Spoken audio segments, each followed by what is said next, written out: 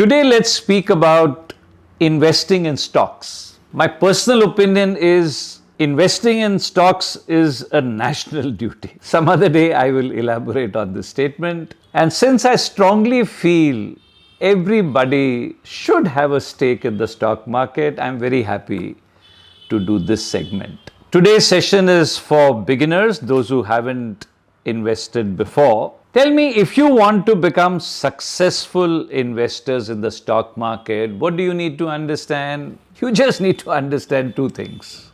Which are those two things? You need to understand what, and you need to understand when. What does what mean? What to buy. And what does when mean? When to buy and when to sell.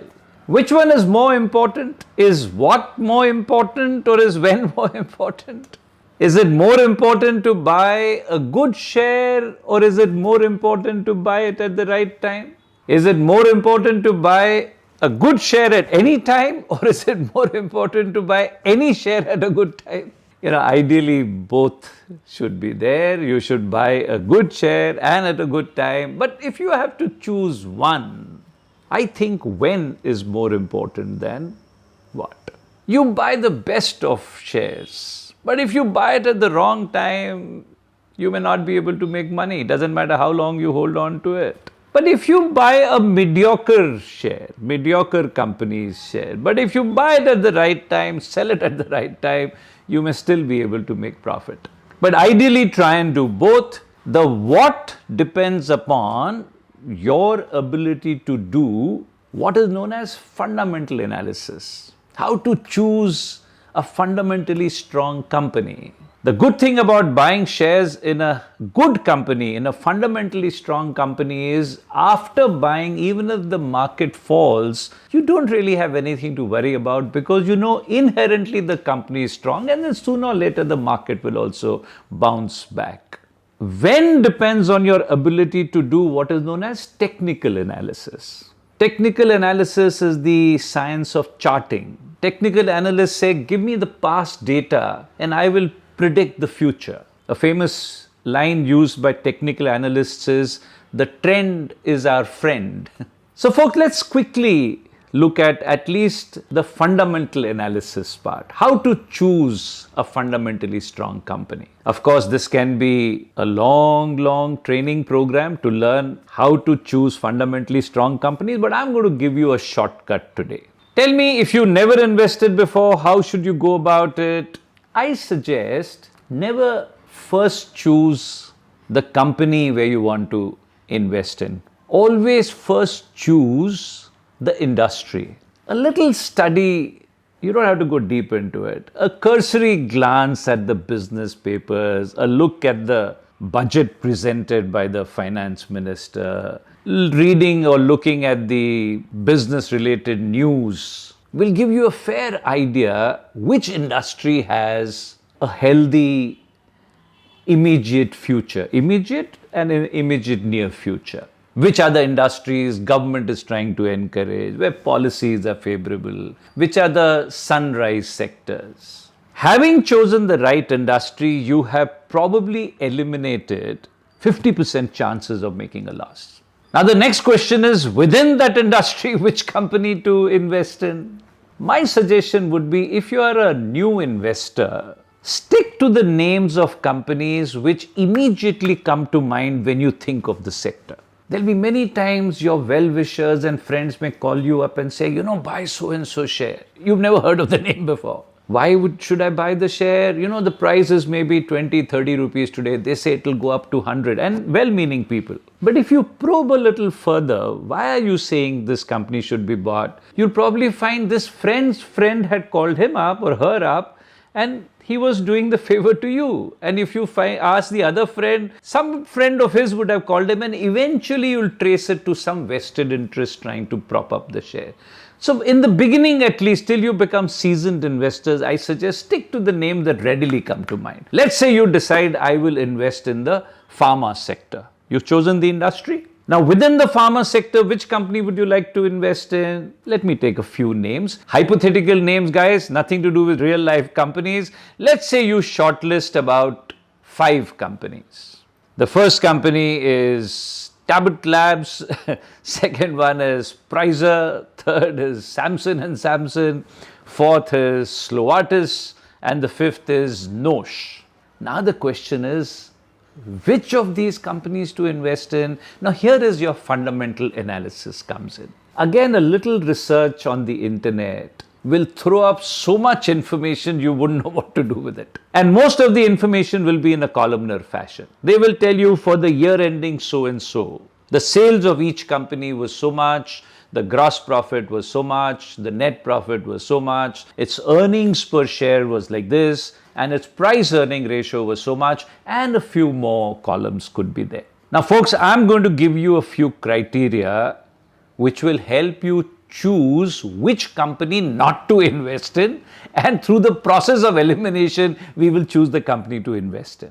Criteria number one, take a look at the sales figure. Guys, if you are doing this reading now, whichever month it is, let's say right now we are looking at it in the month of August. So chances are the data you're looking at pertains to the previous quarter ending on 30th June. But you can go a little backwards and obtain data for the year ending previous March and go backwards, and you can get the earlier March also. I suggest go a little back and plot a sales graph. Criterion number one, make up your mind.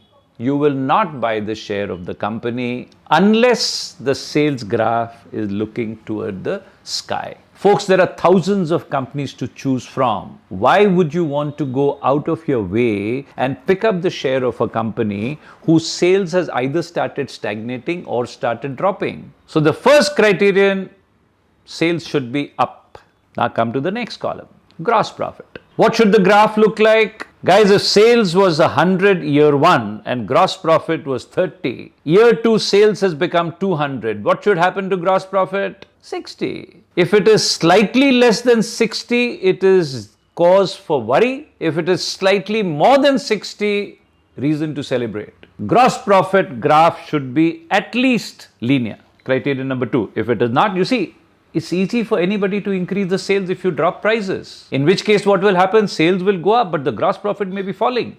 I don't want that kind of sales. But if the gross profit is rising in the same proportion, it is genuine sales. Come to column number three, net profit. What should happen to the net profit? Remember leverage effect. If sales goes up 100%, gross profit should go up 100%, net profit could go up 200, 300%. Leverage effect, because fixed costs have also been deducted. So what should happen to the net profit graph? It should be converging towards the sales graph. So the first criterion, sales should be up. Number two, gross profit should be up at least at the same pace. Number three, net profit should be up, but at a faster pace. If it's not happening, decide I'm not buying the share. Then go to the next column, earnings per share. What do you mean by earnings per share? Guys, pick up the balance sheet of this company. If you find the share capital is 1,000 crores and 1,000 crore share capital is made up of 100 crore shares, each carrying a face value of 10. Now you go to the profit loss account.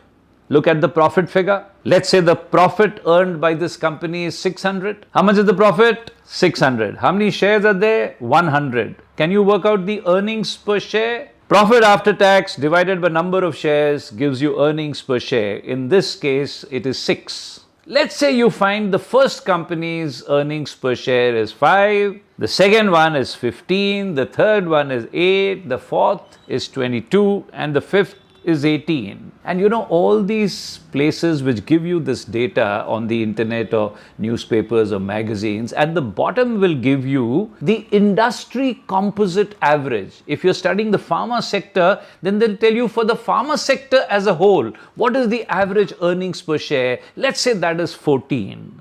Now folks, guess the fourth criterion. First was sales, second was gross profit, third was net profit. Number 4, earnings per share. Folks, there is no hard and fast rule over here. I'm giving you my opinion. I would suggest make up your mind. You will not buy the share unless the earnings per share is higher than industry average. So if 14 is the industry average, if a company has an EPS lower than that, decide I will not want to buy. By the process of elimination, which ones are out? Tablet is out and Samson is out. Now you're left with 3. Tell me, what are these 4 criteria helping you to do? Sales is rising, gross profit is rising at the same pace, net profit is rising at a faster pace, earnings per share is higher than industry average. Seems to be a fundamentally strong company. But do you really want to invest in this company? It could be very expensive. Guys, I'm not here to buy the best share. I am here buying shares in order to make profit. If it's already too expensive, I don't want it. So do you want a cheap share? No. Every third grade company will be cheap.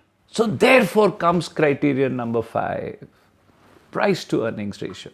How much is the earnings per share of this company? 6. Now look at the share price. Let's say in the stock market, this share is trading at 54. How much is the price? 54. What is the earning per share? 6. Can you work out the price to earnings ratio? In this case, it is 9. Let's say the first company's PE ratio is 6, the second company is 13, third company is 4, the next one is 19, the next one is 21, and the industry composite average is 16. Guess criterion number 5. Make up your mind that you will not buy the share unless the price to earning ratio is lower than industry average. Guys, the first 4 criteria help you choose a company that is fundamentally strong. And the last criterion will stop you from paying a very heavy price for it. I don't want a bad share, I want a good share, but I don't want it very expensive. If you only go by the fundamentals, you might land up buying a very expensive share. If you only go by the price, you may land up picking up third grade share. These 5 put together will make sure the share. Now, by the process of elimination, which one is out? More than 16 is out. So, Slovatis is out, Nosh is out. What does that leave you with? Pfizer. Guys, there are no recommendations here, obviously. I'm just giving an illustration. Now, by the process of elimination, you have zeroed in on the share you'd like to buy. Now, what should you do? Now that you've decided this is the company I want to invest in, what should you do? Don't pick up the phone and call your broker, buy for me. Because equally important is when. Now you start watching this share. Plot a graph of the price movement. If you do so, you are going to find today the price is here, the next day it has gone here, the following day it has fallen, the next day it has gone up, then it will fall. You start wondering, it will look something like an ECG and you start wondering the stock market is a crazy place. It can't seem to make up its mind whether I should go up or I should come down. Every time it goes up, before I get a chance to be happy, it has fallen. Before I am properly depressed, it has gone up again. But guys, you watch it for a long enough time, you will start making some sense out of this nonsense. You will find that the price goes up and comes down and goes up again and comes down again. But the bottom it touched now is higher than the earlier bottom. The top it reached now is higher than the earlier top. When successive tops and bottoms are higher than before, it means the market is in a rising phase. If the price falls and goes up and falls and goes up, and the bottom it touches now is lower than the earlier bottom, the top it touches is lower than the earlier top, it means the market is in a falling phase. I am trying to tell you, in rising markets, there will be intermittent drops. In a falling market, there will be periodic upswings. The trick is to learn to distinguish between daily movement and the trend. Guys, why does the market move up and come down and move up again? Because you know, demand supply decide the prices. When there is a surge in demand, price goes up. When there's a surge in supply, the price comes down. And in the market, there are 2 types of players. There is somebody called an investor and there's another person called a speculator. Who's an investor? An investor is the person who buys and he has the money to support it. So when he buys, he pays for it. And he takes delivery. Then he holds on till the price goes to a level where he'd like to sell. Then when the person sells, he delivers the shares. A speculator is a person who's got 100 rupees in his pocket and buys shares worth 1,000 rupees. How can you do that? Stock market allows you to do it. Because if you buy for 1,000, it might become 1,010, 20, 30, or it might become 990, 950, 970. Guys, if it goes up, no problem. You can pocket the difference. But if it falls, you should have enough money to pay the difference. But the point is, when a speculator buys worth 1,000, he doesn't have the money for it. A speculator buys today, he has to sell later. Whether the market moves up or comes down. If it moves up, it is in his favor. If it moves down, it is against him. So, the price goes up due to the combined demand of investors as well as speculators. But to the extent the demand is composed of speculators, a buy order today has to result in a sell order tomorrow. So the market retraces its steps, and the net difference represents investor sentiment. Now, folks, I'm going to ask you a hypothetical question. Let's say this particular share is selling at 20 today. And next day it becomes 30, the following day it falls to 25, and it goes up to 40, and it falls a bit and goes up and falls and goes up, and eventually reaches the peak of 90. And then the falling trend begins, and it comes down to 80, goes up to 85, comes down to 70, goes up, comes down, goes up, settles back at 20. Now, if I ask you a theoretical question, guys, given a choice, at what price would you like to buy the shares of this company? At what price would you like to sell it? Your answer is going to be, obviously, I'd love to buy it at 20 and sell it at 90. When I ask you a theoretical question, you give me a very sensible answer. But chances are, in real life, more people would have bought it at 90 and sold it at 20. So the question is, what goes wrong when you invest with your real money? So let's try and understand, how does the average investor work? When the share price is at 20, what's the reaction of the average investor? It's a low price share. Why is it low priced? That means probably more people are selling, less people are buying. Supply must be greater than demand. So the reaction of the average investor is, if everyone wants to sell, why should I be the one who wants to buy? And fair enough. I am also not suggesting you start picking up every share which is low price, because even lousy shares are going to be low priced. At 20, this fellow doesn't buy. 20 goes up to 30. What's the reaction of the average investor? No reaction. Guys, remember, price goes up and then it falls. Important is not what it has gone up to. Important is what will happen when it falls. What is the characteristic of a rising phase? The upswings are stronger than downswings. In a falling phase, the downswings are stronger than upswings. So 20 became 30, not important. Question is, when it falls, will it come to 25 or will it go to 15? This share of 20 goes up to 30. The average investor takes no interest at all. 30 falls to 25 and goes up to 40. Now the average investor starts taking a mild interest. Oh, price is going up. I thought it's not a good share. Was I wrong? Not convinced enough to buy. Convinced enough that this share deserves to be watched. 40 falls a bit and goes up to 50. Now the average investor is wide awake. It looks like I missed a bus. You know that FOMO would step in. Mental resolution is, next time this share goes back to 20, I'll be the first person in the queue to buy. I can't buy for 50 what was available for 20 just a few days back. 50 falls a bit and goes up to 60. Every day it goes up. Every day the fellow kicks himself. What an opportunity I lost. Mental resolution gets modified. I won't wait for it to fall back to 20. Even 30 is good enough. 60 is too high, of course. 60 goes up to 70. Then he said, even 40 should be okay.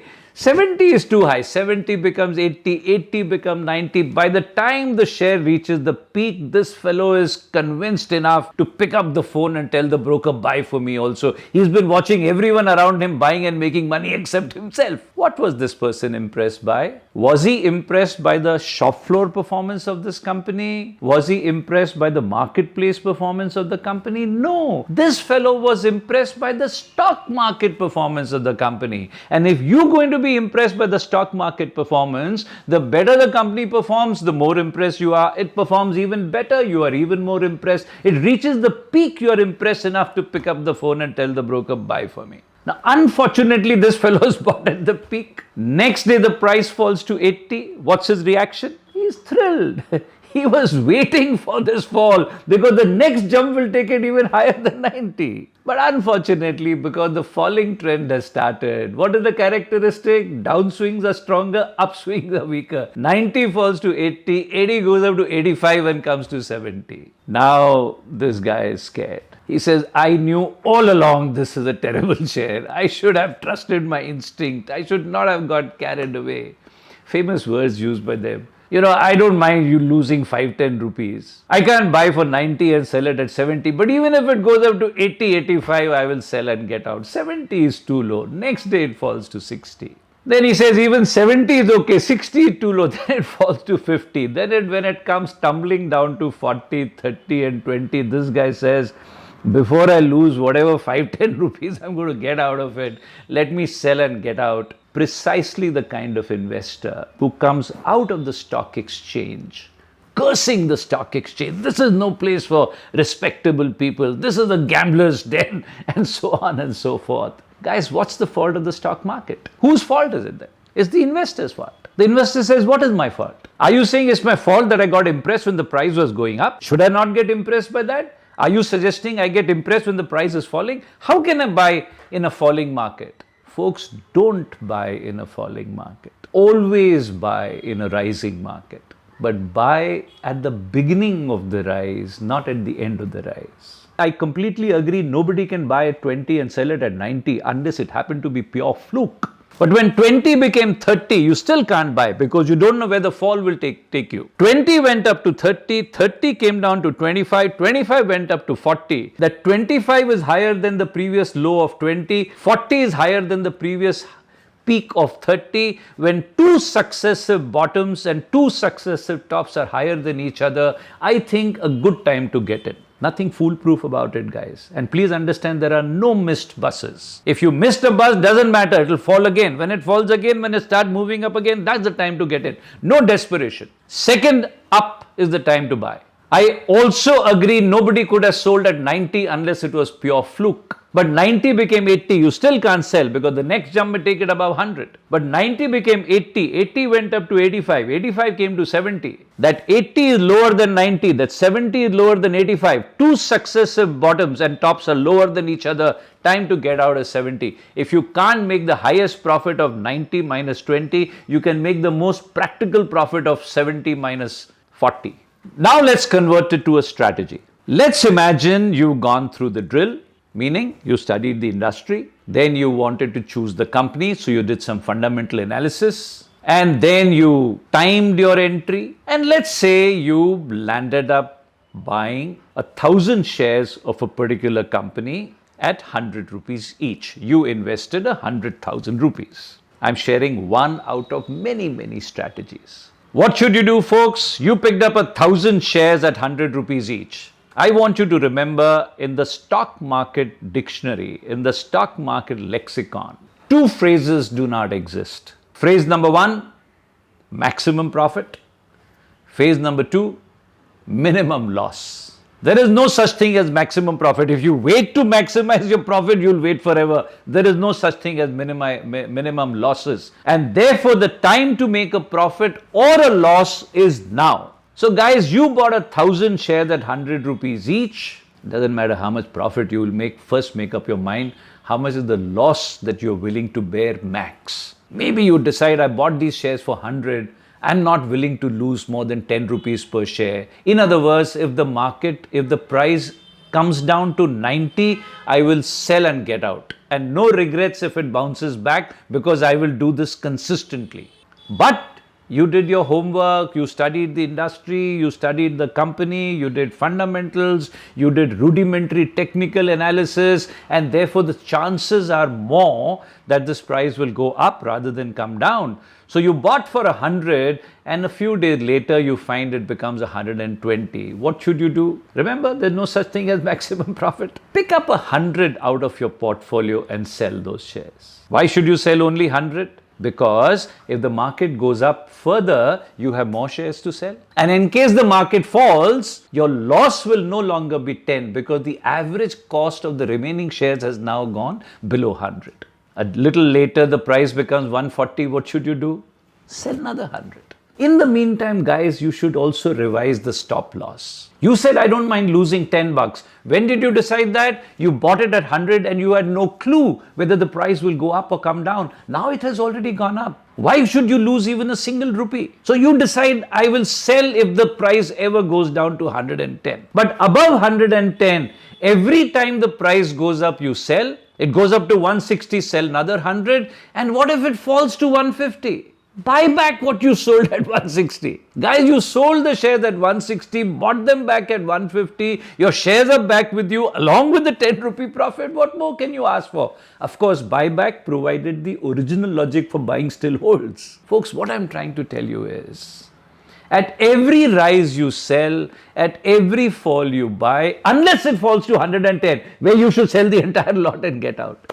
Do this consistently, and I find it difficult. How, in the ultimate analysis, you will not be plus. It won't hold you in good stead always, but 10 times if you do it, probably 7 times it will work in your favor. I wish those of you who don't invest will start investing, but guys, learn as much as you can.